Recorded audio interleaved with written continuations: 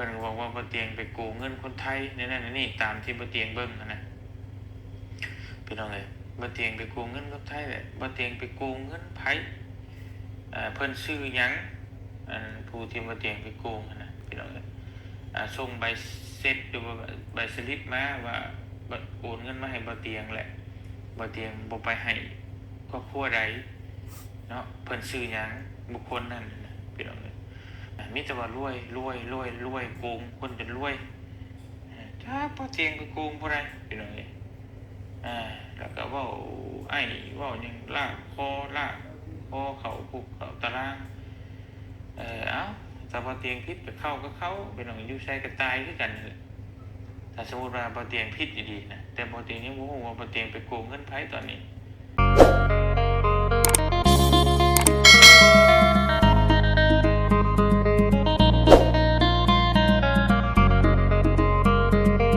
กับแล้วเวียกแล้วงานนอกจากงานแต่งดอกแต่งดองแล้วกับเป็นที่เรียบร้อยพี่น้องเนาะวันนี้ก็มาเฮ็ดเวงานคือเก่าคือเดิมเนาะพี่น้องจังหวัดสระบุรีก็ได้เนาะกับสบายดีเด้อสบายดีพ่อแม่พี่น้อง FC เบิดสุคนพี่น้องเนาะหรือว่าสิเป็นพี่น้องฝั่งลาวเนาะฝั่งไทยต่างๆประเทศก็ยินดีต้อนรับท่านเข้าสู่ช่องบ่าวซาดีซาแนลอีกแล้วพี่น้องเนาะผ่าไปสิเป็นมื้อนี้พี่น้องเนาะวันนี้พี่น้องเนาะก็มีเนาะเรื่องกระแสเนาะพี่น้องเนาะดราม่าเนาะเกี่ยวกับของไอเตียงเนาะยังบ่จบบ่สิ้นอยู่พี่น้องเนาะยังบ่จืดจางเนาะว่าสิบ่ออกมาเว้ามาว่าแล้วพี่น้องเนาะทางวัดสระบุรีก็ได้เนาะแต่ก็เห็นทั้งคลิปของไอเตียงเนาะเพิ่นได้ออกมาอธิบายเนาะหรือว่ามียูทูบเบอร์เนาะพี่น้องเนาะยูทูบเบอร์อยู่ฝั่งไทยเนาะได้กล่าวว่าสิจับเนาะออกหมายจับไอเตียงเนาะพี่น้องเนาะยูทูบเบอร์สายบุญบริษัทพี่น้องเนาะเรื่องโกงเงินบริจาคบริษัทบริจาคได้ผิดกฎหมายเนาะผิดกฎหมายจากกฎหมายไทยเนาะบริษัทพี่น้องเนาะก็มีหลายช่องทางเนาะพี่น้องเนาะเอาลงเนาะแต่ว่ากระแสดราม่ามันก็ยังบ่ลดถอยลงเนาะเพราะว่ากระแสช่วงนี้เนาะเป็นเรื่องของไอเตียงเนาะพี่น้องเนาะเรื่องของไอเตียงที่ว่าโกงเงินบริจาคนี่แหละแต่ว่าเรื่องโกงบ่โกงนี่เฮาก็บ่ฮู้เด้อพี่น้องเด้อเนาะแต่ว่าทางวัดสระบุรีเชื่อว่าทั้งไอเตียงนี่น่าสิบ่ได้โกงเนาะเพราะว่าทางไอเตียงนี่คือเป็นแรงบันดาลใจเนาะให้กับทางบ่าวสระบุรีเนาะได้มา YouTube พี่น้องเนาะอยากเป็นแบบคือเอาไอเตียงเนาะพี่น้องเนาะเป็นแบบอย่างเนาะแล้วก็สิเดินตามทางไอเตียงเนาะได้เฮ็ดความดีเนาะพี่น้องเนาะแต่ทางบ่าวสระบุรีนี่อีกเสียงนึงเนาะพี่น้องเนาะเชื่อว่าคือทางไอเตียงเพิ่นนี่บ่ได้โกงเนาะเงินจากบริจาคเนาะพี่น้องเนาะแต่ผู้ใดเนาะคือว่าพี่น้องเนาะกับความคิดความอ่านคนเฮาเนาะมันบ่คือกันเนาะสิหาความคิดความอ่านไปก็บ่ได้เนาะในเมื่อเฮาก็เชื่อมั่นเนาะในผลงานของไอเตียงเพิ่นพี่น้องเนาะตัวก็คือเรื่องเกี่ยวกับบริจาคนี่แหละพี่น้องเนาะบริจาคเงินว่ามียูทูบเบอร์ทั้งฝั่งไทยเนาะพี่น้องเพิ่นว่าโกงเงินบริจาคเนาะจนรวยบริษัทพี่น้องเนาะ โอ้ยเนาะพี่น้องเนาะเฮาก็บ่จักความสิว่าคือของไอเตียงเพิ่นก็ออกมาอธิบายเนาะเรื่องดราม่านี่ตั้งแต่เดือนก่อนพี่น้องเนาะแต่ว่าจนขึ้นว่าสิออกมาจับเพิ่นแหละพี่น้องเนาะแต่ว่า มันก็ยังบ่ลดลอยถอยลงเนาะเรื่องกระแสดราม่าเนาะก็ยังเอาคนบางคนก็เก็บเอามาบอกมาเล่ามาว่ามันก็บานปลายออกไปเรื่อยๆเนาะพี่น้องเนาะ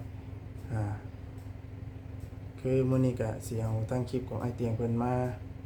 ที่ว่าเพิ่นเอามาอธิบายนะพี่น้องเนาะคือไอเตียงเพิ่นก็ลงมาคลิปมา3 มื้อแล้วพี่น้องเนาะ มื้อนี้ก็ขออนุญาตทางไอเตียงเด้อเนาะเอาคลิปทางไอเตียงเพิ่นมารีแอคชั่นเนาะพี่น้องเนาะบริวารเห็นคลิปแล้วก็อย่าออกมาว่าเนาะพี่น้องเนาะก็เป็นกำลังให้ใจทางไอเตียงเนาะพี่น้องเนาะก็คือทางไอเตียงเพิ่นก็บ่ได้คิดหรือว่าถือสาเนาะคือทางอ้ายเพิ่นได้ว่าผู้หลักผู้ใดสิเฮ็ดก็เฮ็ดไปโลดเนาะก็เพียงเฮ็ดให้มันถูกเนาะพี่น้องเนาะก็คือทางไอเตียงนี่ก็เป็น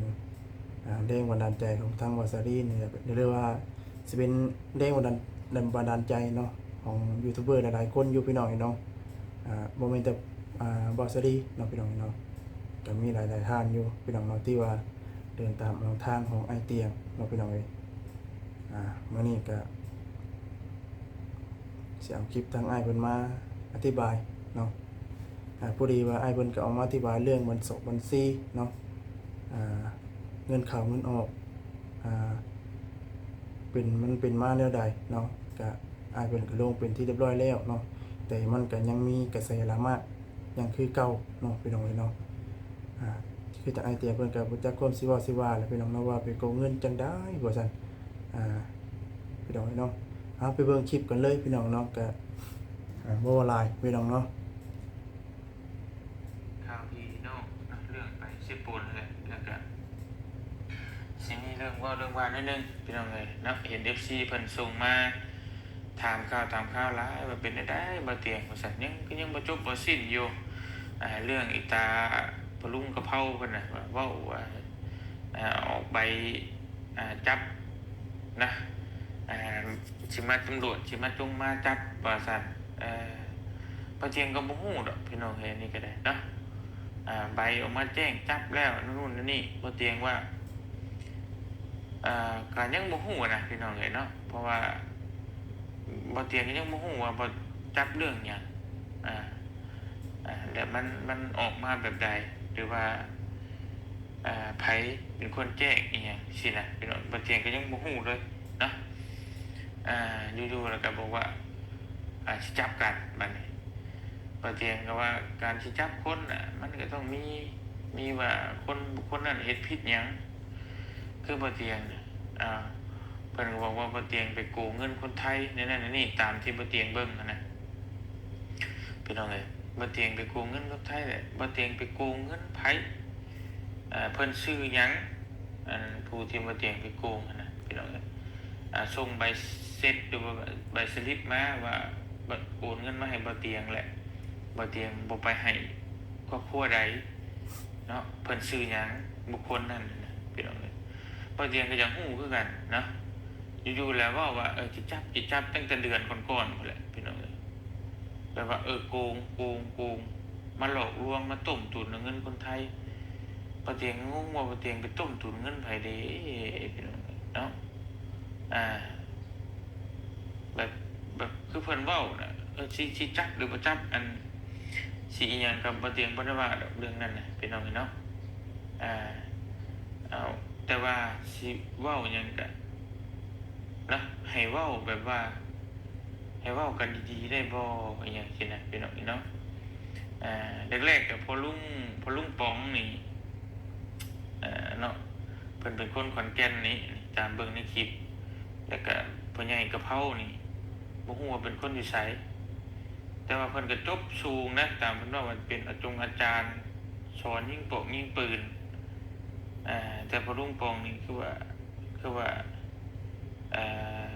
แต่บ่ได้เฮ็ดราชการนั่นแหละจะเป็นเฮ็ดหยังก็บ่ฮู้ดอกแต่ว่าอายุเพิ่นประมาณ70นี่แหละพี่น้องเนาะแต่ว่าอย่าเว้าก็เว้าจะเฮ็ดได้ก็เฮ็ดดอกแต่ว่าให้เว้ากันแบบว่าเว้าดีๆได้บ่หยังประมาณซี้นะพี่น้องบ่เตียงแบบว่าบางทีเว้าไอ้เว้ามึงเว้ากูเว้าแบบคำหยาบนะบ่เตียงก็เว้าแบบอีตาพ่อลุงกับพ่อใหญ่กะเพรานี่แบบเว้ากระซากคากถูแบบรุนแรงเกินไปนะบ่เตียงว่าอีหยังคือว่าอีหยังต้องขนาดนั้นเนาะคำเพิ่นเว้าหลายต้องไปลากคอเข้าคุกเข้านั่นแบบคือว่าบ่เตียงนี่เป็น ไปฆ่าคนตายไปฆ่าญาติพี่น้องเรานี่นะพี่น้องคือเราอยากให้อหย่างบ่เตียงก็บ่เข้าใจว่าเป็นหยังต้องขนาดนั้นนะเว้ากันดีๆก็ได้มีคนไปแจ้งบ่ว่าบ่เตียงหลอกเงินเขาบ่อันน่ะบ่เตียงจะฮู้ว่าถ้ามีคนไปแจ้งเพิ่นชื่อเสียงเรียงนามมาจังไดเนาะบ่เตียงไปหลอกเอาตอนใดเดี๋ยวเพิ่นโอนมาเท่าใดเอาหลักฐานมาให้เบิ่งแน่เนาะพี่น้องเนาะและส่วนนั้นก็บ่เป็นหยังดอกเพิ่นบอกว่าสิมาจับตำรวจอาเซียนบ่เตียงว่าการสิจับคนนี่มันก็ต้องตรวจสอบก่อนแต่ว่าต้องมีคนแจ้งไปว่าบุคคลนี้โกงเงินไปโอนเงินไปให้แล้วบ่เห็นเอาไปให้คนหรือจะว่าจังใดนะพี่น้องการโกงการนั้นนี่มันก็ต้องมีคนบอกแต่ว่าอันนี้อยู่ๆแหละอย่ามาว่าโกงน่ะบ่เตียงกับบ่ตอบให้บ่ได้แล้วแบบนี้พี่น้องเนาะจักสิชี้แจงจังใดแต่วันนี้มีแต่ว่าเอาตำรวจมาจับมาจับก็มันก็ต้องมีหลักฐานก็แต่ว่าก็เอามาเบิ่งบ่เตียงผิดส่วนใดแต่บ่เตียงสิชี้แจงก่อนเงินน่ะเราบอกว่าบ่เตียงเงินแบบหมุนเวียนรวยมหาศาล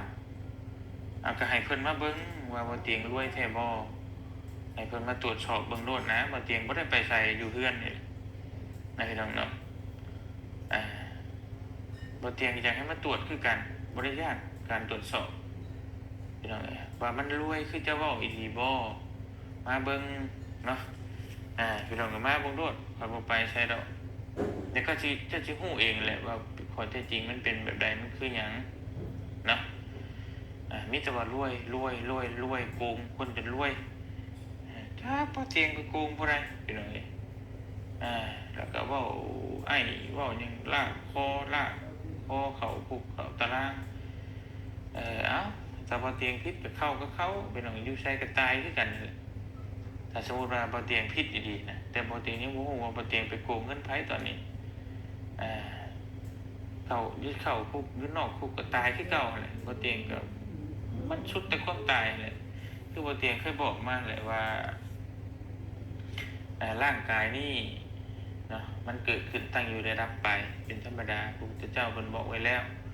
บ่เตียงสละแล้วเนาะหาเงินมาได้ก็มีแต่ไปซอยคนแล้วก็เลี้ยงครอบเลี้ยงครัวเท่านั้น แต่เพิ่นว่าเขาบ่เตียงรวยจักรวยหยังนะพี่น้อยคำว่าคนรวยเขาใช้ชีวิตแบบอู้ฟู่บ่1มาเขาขี่รถพาสปอร์ต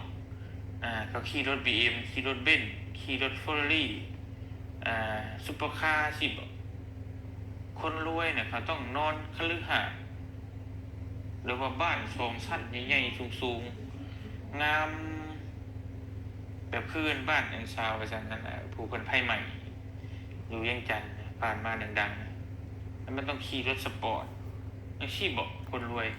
นี่บ่เตียงขับรถกระบะแต่คนขับทั่วบ้านทั่วเมืองบ่เตียงมีก่อนสิมาเฮ็ด YouTube อีกรถกระบะ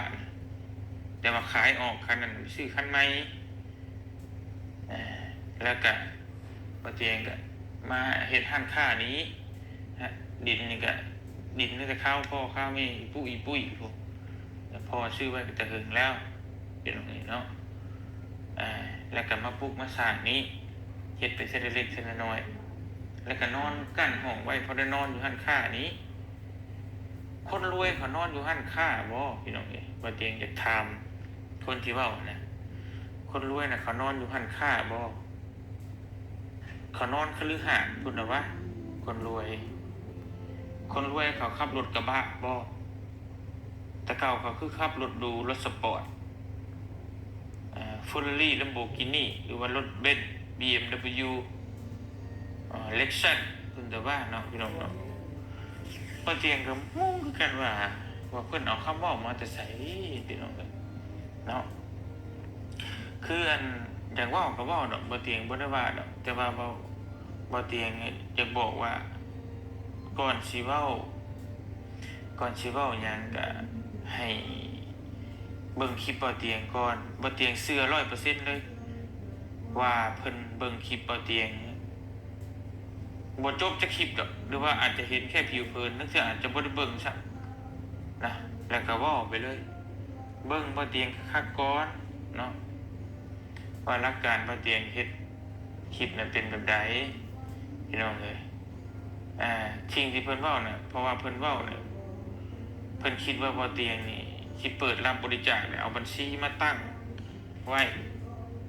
คล้ายๆคือเปิดรับบริจาคแบบภัยน้ำท่วมอย่างเช่นนะพี่น้องเอ้ยเอาบัญชีเลขบัญชีมากางขึ้นทุกคลิปเลยเวลาเว้าคลิปนะเอามาขึ้นอย่างซี่เลยแล้วก็มาไผสิโอนมาก็มาเด้อโอนเข้ามาจังซี่นะพี่น้องเอ้ยจริงมันบ่แม่นแบบนั้นบ่เตียงบ่เคยเฮ็ดมีแต่ไปถ่ายคนทุกข์คนยากแล้วก็บ่เตียงบอกมาตลอดว่าบ่าวเตียงเป็นแค่สื่อกลางไปถ่ายคนทุกข์คนยากนี่ให้พ่อแม่พี่น้องได้เบิ่งได้เห็นส่วนคนที่ซอยหรือบ่ซอยก็แล้วแต่เพิ่นบ่าวเตียงบ่ได้เคยขอว่าขอร้องขอห้องเด้อคนไทยหรือว่าพี่น้องฝั่งไทยช่วยนี้บ่ไหวแล้วบ่เตียงก็บ่ได้เว้าแบบขนาดนั้นแหละพี่น้องเนาะแล้วบ่เตียงบ่ได้บอกว่าต้องโอนเข้าบัญชีข่อยเด้อโอนมาก็บ่เคยเว้านะบ่เคยแบบเอาบัญชีมากางแบบนั้นบ่มีแต่ว่าหน้าที่เฮาคือเป็นสะพานบุญเนาะเฮาเป็นสื่อกลางระหว่างคนทุกข์คนยากกับคนมีฐานะคนห่างคนมีแน่ให้เพิ่นได้เห็นส่วนเพิ่นสิซอยหรือบ่ซอยอันนั้นเป็นสิทธิ์ของเพิ่นบ่เตียงไปท่ายยามใดก็บอกบ้านบอกเมืองตลอดว่าบ้านนี้เมืองนี้เนาะบางคนก็เอามีเบอร์โทรศัพท์มีเฟซเอาเฟซให้สิโอนเข้าหาเพิ่นช่วยเพิ่นโดยตรงเชิญเลยสิไปหาเพิ่นอยู่บ้านไปเลยหลายคนก็ไปฮอดบ้านฮอดเมืองเพิ่นอีกก็หลายแต่บัดนี้แต่ว่ามีผู้อยู่ไกลก็คือผู้ใหญ่เพิ่นอยู่ต่างประเทศนี่แหละคนลาวเฮาก็หลายที่มาซอยเพิ่นโทรหาคนนั้นก็บ่ได้บ่มีโทรศัพท์บางคนบ่มีฮอด Facebook แล้วก็บ่มีหยังบัดนี้ก็เพิ่นก็มาบางคนนี่ขอเฮาได้พี่น้องขอบ่เตียงเป็นสะพานบุญให้แน่เอาเงินไปให้บุคคลนั้นแน่บ่แม่นเฮาสิเสนอหน้าโทรไปนำผู้นั้นโทรไปหาผู้นี้ขอได้เงินสิมาช่วยคนทุกข์คนยากบ่เคยได้เนาะมีแต่เพิ่นโทรมาหาเฮาแต่บอกว่ารบกวนนี่เอาเงินไปให้คนนั้นคนนี้แหน่เฮาก็เป็นสะพานให้เพิ่นเนาะก็รับจากเพิ่นมาแล้วก็เอาไปให้บุคคลนั้นก็คุยกันคักนี่มีลายลักษณ์อักษรมีหนังสือพิมพ์กันคักนี่บ่ได้ว่าอยู่ๆได้สิโอนเข้าโดยที่บ่มีตัวตนบ่มีร่องรอยมันบ่แม่นแบบนั้นแหละพี่น้องเอ้ยเนาะถ้าเป็นแบบนั้นน่ะอยู่เมืองลาวก็ผิดกฎหมายอยู่เมืองไทยก็ผิดกฎหมายผิดบัดบ่เตียงบ่ได้เคยเห็นแบบนั้นพี่น้องเอ้ยเพราะฉะนั้นแต่ละคนฝากเงินมาก็ต้องมีการคุยกันก่อนทางเฟซหรือทาง LINE อยู่ๆเลยมันสิโอนเข้าได้โอนเข้าแบบใดบ่เตียงบ่ได้เคยเอาเลขบัญชีขึ้นไปในคลิปในหยังเนาะถ้าเป็นแบบคือคนเปิดรับบริจาคภัยน้ำท่วมอหยังต่างๆอันนั้นแม่นแท้พี่น้องเอ้ยเงินเข้าหลายแต่ตรวจสอบบ่ได้อหยังมันแม่นแต่อันนี้มันน่ะผู้ใดสิโอนเงินมาก็ต้องคุยกันก่อนเพิ่นโอนมาเท่านั้น1,000 บาทตัวนี้1,000 บาทหรือ100 ดอลเฮาก็จดไว้เพิ่นก็นั่งเบิ่งอยู่ขนาดดนเฮาบ่มีเวลาเอาไปให้ดนเฮาบ่ว่างเพิ่นก็ยังโทรตามน้องเด้อคือคนเฮ็ดกับคนบ่เฮ็ดน่ะมันบ่ฮู้ดอกคนเว้ากับคนเฮ็ดน่ะลองมาเฮ็ดลองเบิ่งก่อนจั่งสิเข้าใจเนาะอันนี้มีแต่ว่าโกงกับโกงโอ้ยจะบ่เตียงถ้าโกงขนาดนั้นน่ะบ่เตียงก็บ่อยู่มาฮอด 4-5 ปีดอกเมืองลาวก็มีกฎหมายก็คือกันเบิดนั่นแหละพี่น้องมันก็ต้องมีคนฟ้องร้องกันตะพึดแบบปานนี้เนาะบ่เตียงก็คือแบบค คือสิเว้าหยังใส่กันขนาดนั้นน่ะนะเนาะถ้าคือว่ามีคนฟ้องคนร้องก็บอกมาแจ้งกับเบาเตียจะมีคนฟ้องคนร้องมาแจ้งกับเบาเตียงก็ได้ว่าตัวใดผิดตัวใดถูกมาคุยกันพี่น้องเอ้ยแต่เบาเตียงก็คือว่าบ่ได้เคยไปคดไปโกงของไผเนาะแล้วก็สิ่งที่เราเว้าน่ะเราบอกว่าเราหวังดีกับคนไทยพี่น้องฟังไทยแต่เราก็ว่าคนไทยน่ะงูเนาะบ่เตรียมก็คือคลิปไว้อยู่อยู่ในโทรศัพท์พี่น้องเนาะว่าบ่ติแต่ว่าคนติดตามใช้บุญน่ะงูเนาะไปเสียค่างูให้เขาโอนเงินไปงูทำบุญนำบ่ได้บุญทำบุญก็ได้บาปสารพัดนะพี่น้องเนาะพอเสียงก็บ่ฮู้แล้วว่าทำบุญได้บาปบ่ได้บุญก็บ่จักแหละว่าเพิ่นตามจุดประสงค์เพิ่นให้เอาเงินไปให้ผู้นั้นผู้นี้เฮาก็เอาไปให้ไปมอบวัดเฮาก็เอาไปมอบให้ตามจุดประสงค์ของเพิ่นก็ได้บ่ได้เฮาก็บ่จักแหละตามความเชื่อของศาสนาพุทธน่ะแม่นได้พี่น้องเนาะเฮาตามความเชื่อคนอื่นนะเฮาบ่ฮู้ตามศาสนาพุทธพระพุทธเจ้าเฮาบอกว่าได้จะเฮ็ดแบบนี้พี่น้องเอ้ยแต่เพิ่นก็ว่าบ่ได้เฮ็ดบุญได้บาปบางทีก็บ่จักเขาสิว่าพี่น้องเห็นเนาะครั้งแรกว่าสงสัยแบบนั้นบ่นี่ให้บ่เตียงชี้แจง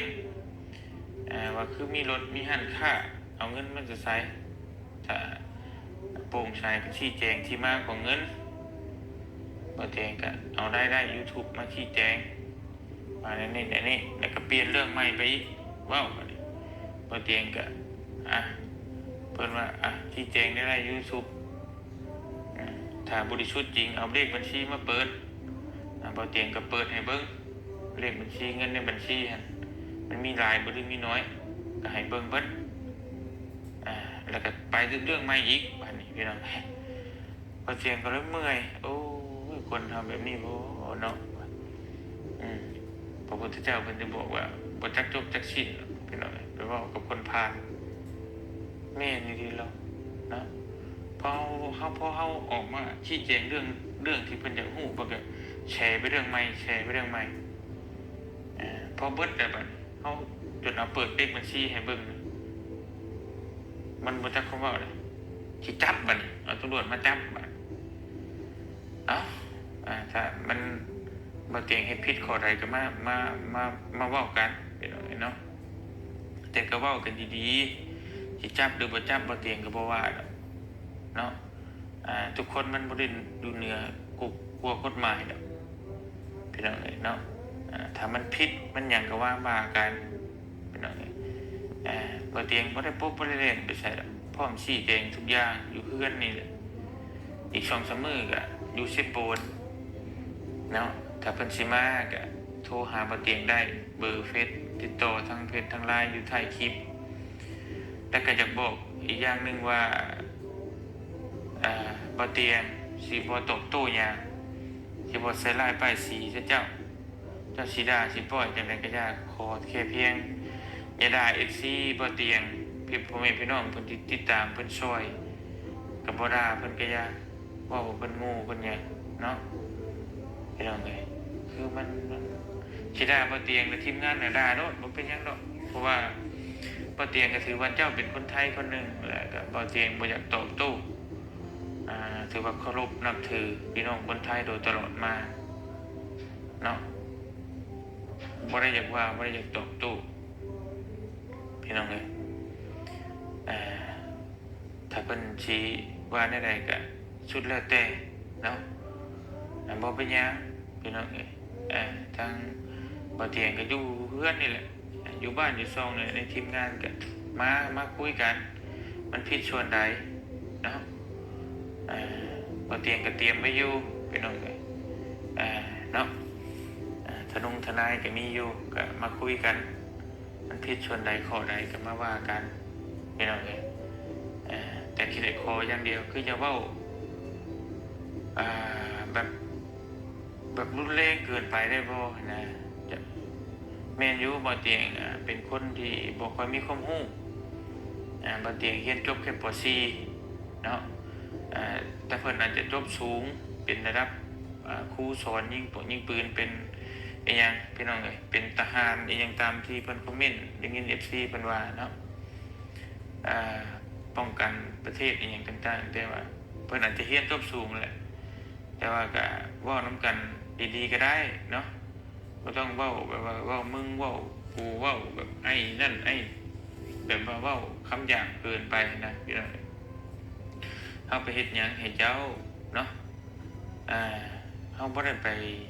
ด่าไปป้อยเจ้าพี่น้องเอ้ยคือเว้ากันดีๆก็ได้ถ้ามันผิดมันถูกก็มาเว้ากันนะส่วนไหนผิดบ่เตียงก็ยอมรับผิดมาเว้ากันบ่เป็นหยังพี่น้องเอ้ยคนเฮาแต่ในนั้นตอนนี้บ่เตียงยังบ่รู้เลยว่าบ่เตียงผิดหยังหรือเกี่ยวกับเลขบัญชีบ่เตียงก็บอกเบิดแล้วคือลำพังแต่ว่าบ่เตียงเอาบางครั้งบางเทื่อนะบ่เตียงก็อยากให้มันสะดวกสบายพ่อแม่พี่น้องเพิ่นทำบุญเนาะทำบุญช่วยเหลือคนหัน 1,000 บาท500 บาทเพิ่นว่าสิโอนไปช่วยคนนี้เฮ็ดแนวใดเขาก็บ่มีเลขบัญชีคนทุกข์คนยากนะบางเทื่อบ่เตียงก็เอาให้เพิ่นโอนเข้าบัญชีเฮาแล้วเฮาก็เอาไปให้ทั้งที่บ่เตียงเสียเปรียบทุกอย่างนะทั้งที่ว่าเพิ่นโอนเข้าลายนี่แน่นอนต้องเสียภาษีบัญชีเฮาเงินเข้าลายพี่น้องอีกแล้ว2นี่เวลาเฮาโอนเฮาโอนมาหั่นเลขเปลี่ยนนี่สมมุติว่าบัญชีไทยนี่เฮาโอนมาหั่นเลขเปลี่ยนอยู่ฝั่งลาวนี่เพิ่นต้องเก็บ10หรือ 15% โอนมา 1,000 บาทเฮาก็ต้องเสียให้เพิ่น15 บาทหรือ20 บาทนะแล้วแต่ห้างบางห้างก็20 บาทบางห้างก็20%โอนมา 10,000 เฮาก็ต้องเสีย200หรือ150ปะเตียงจกเงินเติมไซสมมุติว่ามีผู้ใหญ่ท่านนึงนี่เพิ่นฝากเงินมาสิไปให้ครอบครัวนึง 10,000 บาทครอบครัวนี่ 10,000 บาทแต่ว่าเพิ่นโอนเข้านี่เขาเรียกบัญชีบ่เตียงสมมุติว่าบ่เตียงก็ต้องโอนมาเข้าหันเลขเปลี่ยนต่อเพราะว่าทุกคนต้องเห็นแบบนี้โอนเข้าหันเลขเปลี่ยนเพราะหันเลขเปลี่ยนเพิ่นก็มีเลขบัญชีไทยแต่วันนี้เฮามาเอาอยู่หันเลขเปลี่ยนนี่เงิน 10,000 บาทนี่มันบ่ได้ครบได้ 10,000 บาทมันได้แต่900ปลายนึง990หรือ980นะเป็นจังได๋มันได้สมมุติว่า10,000มันหักไป200หรือ150ซี่มันก็ได้อยู่ 9,800 บาทหรือ 9,950 บาทประมาณนี้มันแล้วแต่ห้างแต่เฮ็ดจังได๋บัดนี้บ่เตียงสิให้มันเต็มจำนวน 10,000 คือเก่าเวลาเอาไปมอบบ่เตียงก็ต้องเอาเงินบ่เตียงตื่มใส่ทุกคนก็เป็นแบบนี้เวลาเฮาอัดคลิปก็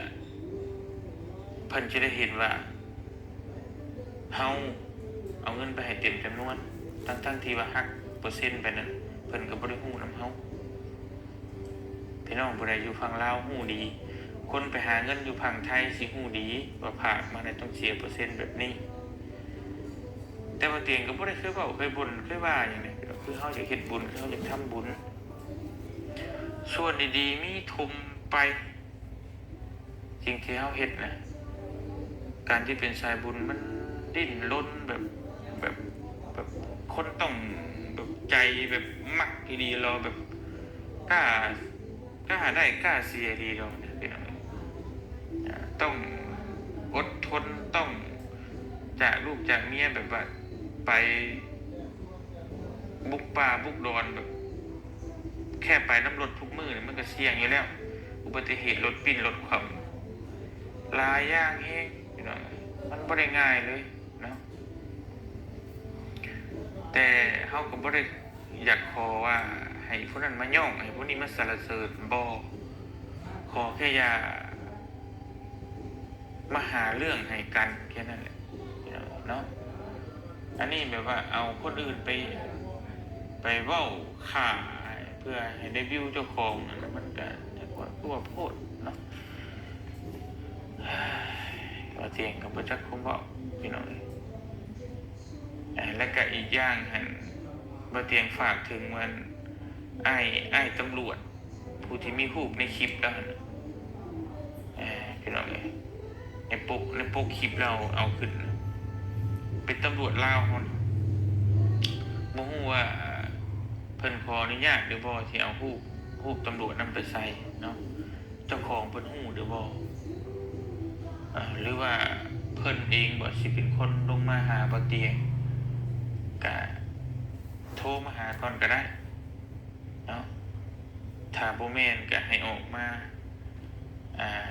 เว้าก็ได้ เพราะว่าเพิ่นผู้ใหญ่กะเพรานี่เอารูปไปใช้หลายคลิปแล้วพี่น้องเนาะบ่เตียงก็อยากฮู้คือกันว่าตำรวจคนใดสิมาหาบ่เตียงนั่นแหละก็อยากฮู้ก็รออยู่นี่แหละก็บ่ได้ไปไสดอกพี่น้องเนาะเพราะว่าเฮาก็เฮ็ดด้วยความบริสุทธิ์ใจก็บ่ได้ไปกดไปโกงไผนะพี่น้องเนาะเงินที่เฮาซื้อหันซื้อนี่ก็มีแต่เงินเดือน YouTube ที่เฮาได้มาซึ่งก็เข้าเลขบัญชีกับบัญชีลาวเลยพี่น้องตอนนี้บัญชีลาวรับได้ตั้งแต่4-5 ปีแล้ว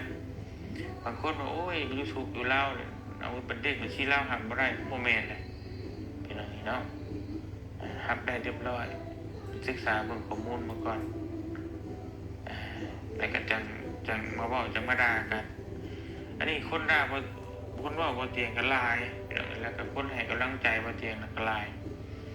ส่วนหลาย YouTube ที่เป็นคนลาวนำกันเองก็โอเคแล้วแหละตอนนี้เพิ่นก็ฮู้แล้วแหละยังเหลือแต่2ช่องผู้ใหญ่ปองนี่คือหลายมื้อแล้วก็เราก็บ่ได้เห็นเว้าเนาะก็เหลืออันผู้ใหญ่กะเพรานี่แหละเป็นจังได๋อยากเว้าอยากหยังก็ยากดอกก็ว่ารัวเรื่องว่าใบจับใบนั่นนี่ก็ให้เพิ่นฮอดมือมันก็ให้เพิ่นมาเบิ่งเนาะก็บ่เป็นหยังก็คุยกันจับเรื่องหยังมันผิดหยังก็ว่ากันก็บ่ได้ว่าดอกพี่น้องอยู่ไสก็ตายคือเก่านั่นแหละบ่เป็นหยังแต่มันว่ามันผิดตัวนั้นตัวนี้ก็มาว่ากันเนาะบ่เตียงก็นี่เตรียมทนายไว้อยู่ถ้ามันผิดส่วนใดก็มาว่ากันเนาะพี่น้องเนาะแต่บ่เตียงก็ว่าเฮ็ดดีที่สุดแล้วบ่เคยไปกดไปโกงไผอยากช่วยเหลือสังคมด้วยใจบริสุทธิ์นะเพราะว่าบ่เตียงฮู้เรื่องธรรมะในโลกนี่มันบ่ได้มีหยังเที่ยงแท้แน่นอนที่สิตายเมื่อใดก็บ่ฮู้อยู่ไสก็ตายคือเก่าแหละพี่น้องแล้วก็บ่เตียงคิดได้แค่ว่าเอาไปได้แต่บุญกับบาปเวลาตายไปก็เลยอยากเฮ็ดอยากช่วยเหลือแบ่งปันนะแต่ว่ามันสุดเส้นทางเฮาไปต่อบ่ได้ก็บ่เป็นหยังบ่เตียงก็คิดไว้อยู่สมมุติว่าเพิ่นมันมีแนวคัดกรองไว้เฮาช่วยเหลือมันเกี่ยวกับเรื่องเงินเรื่องคำมันยุ่งมันยากเฮาก็บ่ยุ่งกับเงินก็ได้นะเฮาก็ช่วยด้วย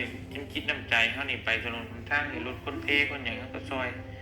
กันไปช่วยไปนี่ก็ได้เนาะเรื่องการช่วยเงินช่วยคำมันก็เป็นส่วนนึงในการเฮาจะช่วยคนเป็นจิตอาสาก็บ่ได้จำเป็นต้องมาใช้เงินใช้คำเพื่ออนาคตมันเงินคำมันยุ่งยากลำบากก็บ่ต้องใส่ก็ได้นะแล้วก็เลขบัญชีไทยเดี๋ยวบ่เตียงบอกพ่อแม่พี่น้อง FC เลยว่าห้ามโอนเข้ามาตอนนี้บ่รับทุกกรณีเนาะถ้าสิซอยคนก็ติดต่อคือเก่าบ่เตียงก็สิมีบัญชีให้โอนหันค่าหันแลกเปลี่ยนแล้วก็จบนะเพราะว่าโอนเข้าบัญชีบ่เตียงก็ต้องโอนเข้าหันแลกเปลี่ยนคือเก่าน่ะเพื่อเฮาสิไปเอาอยู่ในห้างพี่น้องก็มีค่าเท่าเก่านั่นแหละเอาซัมบาให้มันสบายใจทั้งสองฝ่ายนะมันจึงบ่มีปัญหาอย่างพี่น้องแต่มันยังมีปัญหาอยู่ก็บ่เตียงก็สิไปปิดบัญชีนั่นทิ่มบ่ต้องเอาแล้วบัญชีไทยก็บ่ต้องมีนะพอบ่เตียงก็บ่ได้ใช้หยังอีหยังมากมายก็เอาไว้แค่ว่าเอาไว้โอนถ้ารับเงินประกันแล้วก็เงินอันเกี่ยวกับโอนปากกระป๋องซื้อนั่นซื้อนี่สินค้าในไทยหั่นแล้วก็แค่นั้นก็มีบัญชีเดียวอีกแล้วพี่น้องเอ้ย ปูแล้วบอกมันมี 3-4 บัญชีเงินหมุนเวียนนั่นเดือนหนึงเป็น10 ล้าน ก็แบบเวอร์แฮงนะถ้าเป็นขนาดนั้นนะธนาคารอายัดบัญชีบ่เตียงไว้แล้วพี่น้องเอ้ยเนาะบ่ต้องรอให้ว่าผู้นั้นผู้นี้ไปเว้าไปนั่นนี่ดอกเพิ่นอายัดไปตรวจสอบอัตโนมัติแล้วคืออยู่ลาวนี่คือกันธนาคารสาวน้อยห้านแลกเปลี่ยนนี่เพิ่นเฮ็ดจดถูกต้องตามระเบียบกฎหมายจดทะเบียนครั้งนี้เป็นห้านแลกเปลี่ยนเนาะเพิ่นก็ยังถูกอายัดบางบ่โดนมานี่เพิ่นก็ต้องถูกอายัดเงินหมุนเวียนหลายเพิ่นอายัดแล้วก็ให้เจ้าของไปชี้แจงว่าเงินมาจะใช้จังไดแบบใดเพิ่นก็ปลดให้เนาะลาวเฮานี่ก็คือกันบ่ได้ว่าอยู่ไสหรอกถ้าเงินหลายนะพี่น้องคือบ่เตียงนี่แบบว่าแบบบ่ได้คิดหยังมากมายเงินในบัญชีบ่ได้หลายนี่เลยบางคนอาจจะคิดว่ามีเรื่องนั่นนี่แหละบางคนน่ะเพิ่นเว้าอีกได้ว่าผู้เพิ่นเว้านะว่าบ่เตียงโอนเงินออกจากบัญชีไปนั่นนี่มาตรวจสอบเบิ่งก่อนว่าย้อนหลังแล้วว่าบ่เตียงโอนไปใช้นี่แค่นั้นแหละมันตรวจสอบได้เดี๋ยวบ่เป็นหยังดอกนะว่ามันรวยคือเขาเว้าอีบ่บ่เตียงน่ะรวยดอกอีหลีบ่ก็มาโลดพี่น้อยบ่เตียง พี่น้องเนาะก็ประมาณนี้เด้อพี่น้องเด้อเนาะส่วนที่ว่าคลิปเต็มก็เข้าไปเบิ่งทางช่องทางของไอเตียงทองชาแนลเด้อพี่น้องเด้อเนาะผู้คือของไอเตียงนี่คือออกมาเนาะพี่น้องออกมาชี้แจงเบิดทุกอันทุกสุแนวเนาะคือจังอ้ายเพิ่นได้เว้าเด้อพี่น้องเนาะออกมาชี้แจงเรื่องนี้ก็เปรียบเป็นเรื่องใหม่เนาะพี่น้องเนาะคือทางไอเตียงกับโปรเจกต์ความสิเว่าเนาะพี่น้องเนาะว่าไปโกงเงินจังได้ว่าซั่นเนาะจังไดก็สู้ๆได้เตียงเด้อเนาะทางบริษัทก็เป็นกำลังใจให้เนาะคือยูทูบเบอร์น้องใหม่เนาะพี่น้องเนาะเป็นกำลังใจให้ทางไอเตียงสู้ๆเนาะจังไดสำหรับคลิปนี้เนาะพี่น้องเนาะทางบริษัทก็สิได้ลาไปก่อนแล้วเนาะถ้าว่าคำว่ากับจาใดเนาะพี่น้องเนาะทางบริษัทเนาะบ่ถือบ่ควรเนาะหรือว่าบ่แม่นเนาะหรือว่าผิดพลาดประการใดเนาะพี่น้องเนาะต้องกราบขอโทษขออภัยพ่อแม่พี่น้องทั้ง FC ทั้งไอเตียงและก็ทางบริษัทและก็ไอเตียงเด้อเนาะคำว่าคำใจใดเนาะทางบริษัทเนาะบ่ถือบ่ควรจังใดก็ต้องกราบขอโทษขออภัยนำหลายๆเด้อเนาะสำหรับคลิปนี้พี่น้องเนาะก็สิได้กล่าวคำว่าสบายดีพี่น้องเนาะลำลาไปแล้วเนาะโปรดติดตามคลิปต่อไปพี่น้องเนาะฝากพ่อแม่พี่น้องเป็นกำลังใจให้ทางบริษัทเด้อเนาะเพื่อจะได้มีกำลังใจให้คลิปอีกต่อไปเราพี่น้องเนาะเพราะว่าช่วงนี้วิวกับบ่ค่อยดีเป็นใดเราพี่น้องเนาะกับฝากพ่อแม่พี่น้องเป็นกำลังใจให้เด้อพี่น้องเนาะเอาก็ดีมีสบายดีพี่น้องเนาะสบายดีอีกรอบนึงพี่น้องเนาะ